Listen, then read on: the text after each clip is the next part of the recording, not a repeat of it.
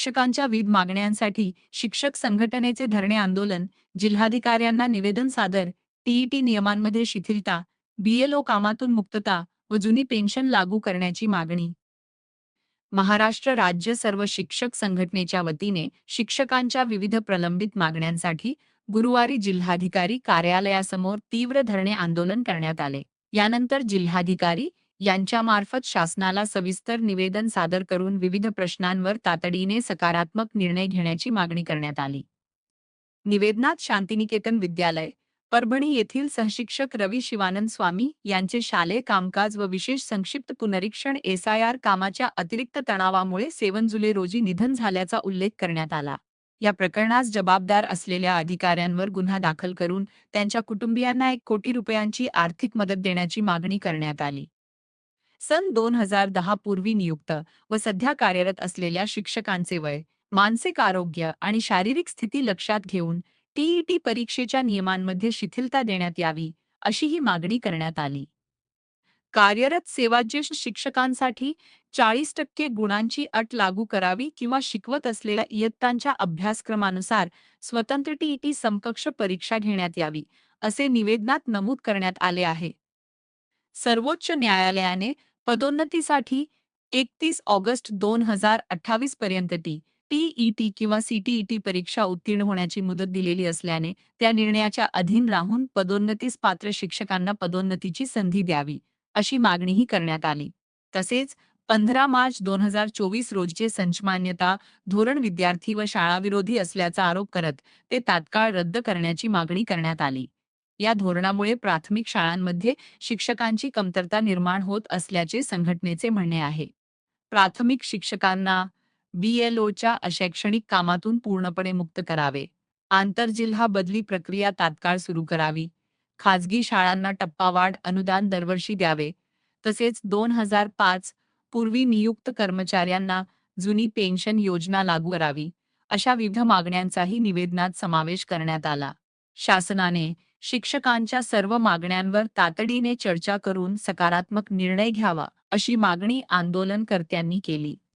या आंदोलनात कास्ट्राईब शिक्षक संघटनेचे सतीश कांबळे, शिक्षण महर्षी पंजाबराव देशमुख शिक्षक परिषदेचे सचिव बाळासाहेब यादव, सहसचिव नवनाथ जाधव, शिक्षक सेनेचे बाळासाहेब राखे, राष्ट्रवादी शिक्षक संघटनेचे जिल्हाध्यक्ष PR जाधव, महाराष्ट्र प्राथमिक शिक्षक संघाचे वसंत इंगोले, युवराज अंधारे, प्रकाश हरगावकर, दीप लोंढे, गुलाब हारकळ, अशोक लोखंडे, अनिल तिगे, महाराष्ट्र शिक्षक समिती वसंत घुरे, लक्ष्मण चौधरी, प्रवीण जोंधळे, अरविंद सगर, लक्ष्मण गारकर, लक्ष्मण बाबर यांच्यासह विविध शिक्षक संघटनांचे पदाधिकारी आणि मोठ्या संख्येने शिक्षक सहभागी झाले होते.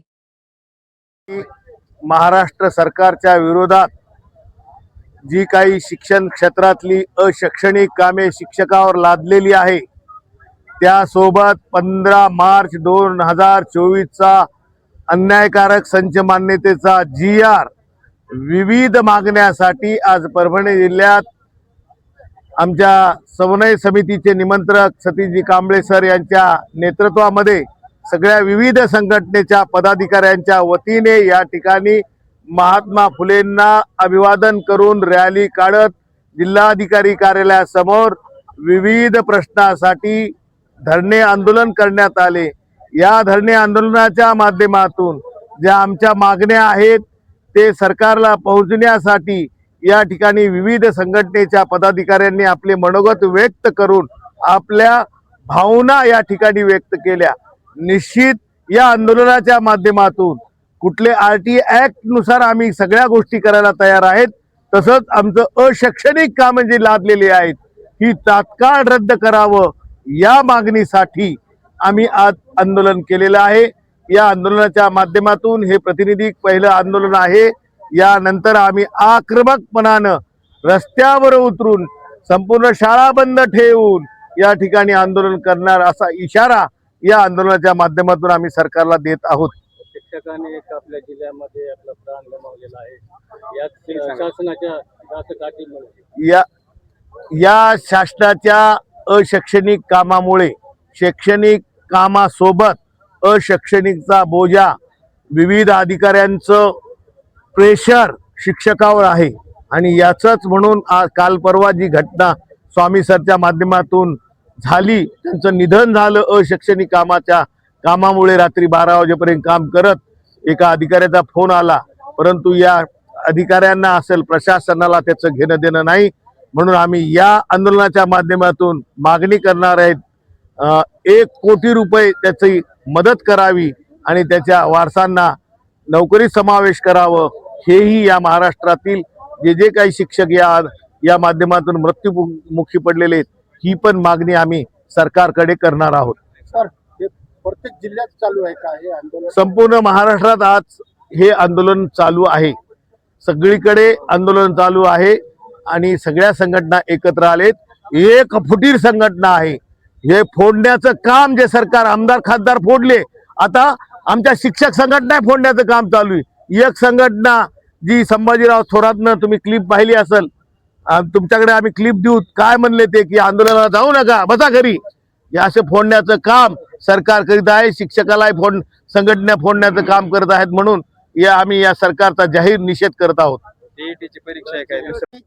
संबंध महाराष्ट्रामध्ये मध्यवर्ती शिक्षक संघटना आणि मित्र संघटना, प्राथमिक, माध्यमिक, उच्च माध्यमिक शिक्षक शिक्षकेतर कर्मचाऱ्यांच्या संघटनेच्या वतीने शासनाचे जी जाचक धोरण आहे, ज्या जाचक अटी आहेत, BLOचं काम सक्तीनं केलं पाहिजे, टीईटीची जी अट आहे ती रद्द झाली पाहिजे, त्याचबरोबर ज्या पदोन्नत्या होत आहेत त्या नैसर्गिक नियमानुसार झाल्या पाहिजेत, त्याचबरोबर ज्या ज्युनियर शिक्षक हे सिनियर शिक्षकांच्या म्हणजे 2019चे लोक हे ज्या पदोन्नतीमध्ये येत आहेत, या सगळ्या बाबींचा निषेध करण्यासाठी, आम्हाला शिकवू द्या ही अर्थ हाक देण्यासाठी, शाळा वाचवण्यासाठी या सरकारचं जे धोरण आहे की SIRचं काम शैक्षणिक सत्र सुरू झाल्याबरोबर शिक्षकांना दिलं गेलंय आणि शाळेमध्ये शिक्षक नाहीत, फक्त विद्यार्थी आहेत.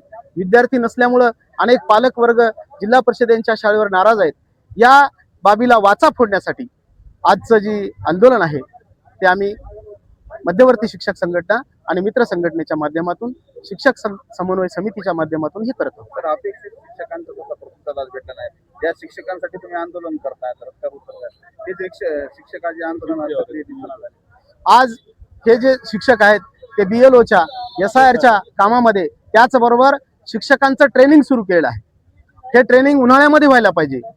हे BLOचं SIRचं काम हे उन्हाळ्याच्या सुट्टीमध्ये झालं पाहिजे आणि विद्यार्थ्यांना शिकवण्यासाठी शिक्षकांना वेळ मिळाला पाहिजे.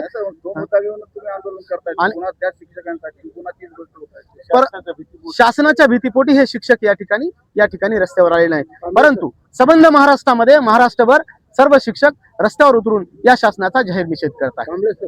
शासन एकाकडे म्हणतोय टीईटी पास झालेले शिक्षक विद्यार्थ्यांना गुणवत्ता आणतील, पण ते टीईटी पास झालेले विद्यार्थी या इकडं शासनाच्या दुसऱ्या कामाला लागलं तर विद्यार्थ्यांची गुणवत्ता वाढेल का?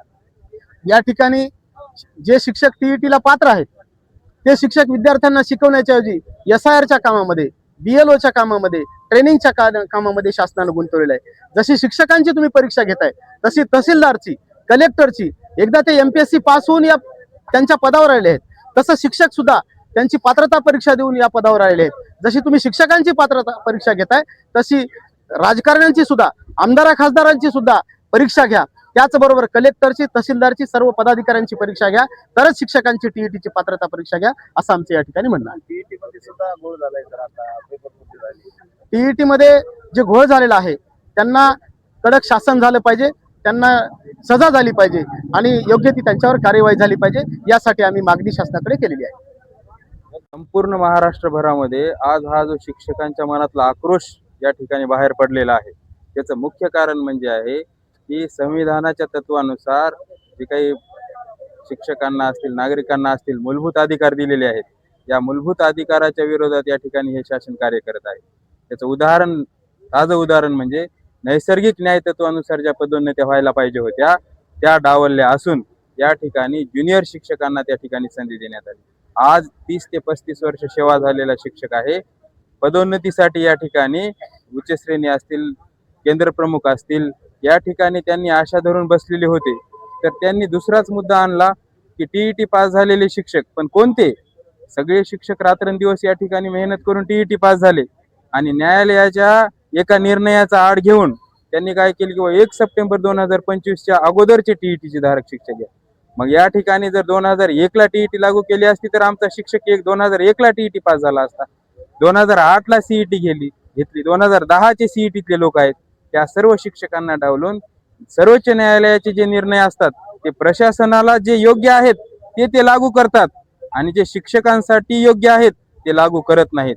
या प्रकारची जी दुटप्पी भूमिका आहे ती दुटप्पी भूमिका या ठिकाणी प्रशासन घेत आहे आणि या प्रशासनाच्या भूमिकेविरोधात या ठिकाणी संपूर्ण महाराष्ट्रभरामध्ये हा जन आक्रोश या ठिकाणी लाभलेला आहे. या ठिकाणी कांबळे सरांनी सांगितल्याप्रमाणे, राकेश सरांनी सांगितल्याप्रमाणे इतर मुद्दे तर महत्वाचेच आहेत, पण मुख्य मुद्दा जो आहे तो पदोन्नतीचा मुद्दा आहे. आणि या संपूर्ण जे सिनियर शिक्षक आहेत, सिनियर विरुद्ध ज्युनियर शिक्षकांनी शिकवण्याचं काम करण्याचं सोडून हे दोन गोष्टीमध्ये या ठिकाणी भांडण लावायचं काम आणि कलश लावायचं काम या ठिकाणी या सरकारनं केलेलं आहे. म्हणून या आंदोलनाच्या माध्यमातून आम्ही या ठिकाणी सरकारचा सर्व मध्यवर्ती संघटनांच्या माध्यमातून जाहीर निषेध करत आहोत.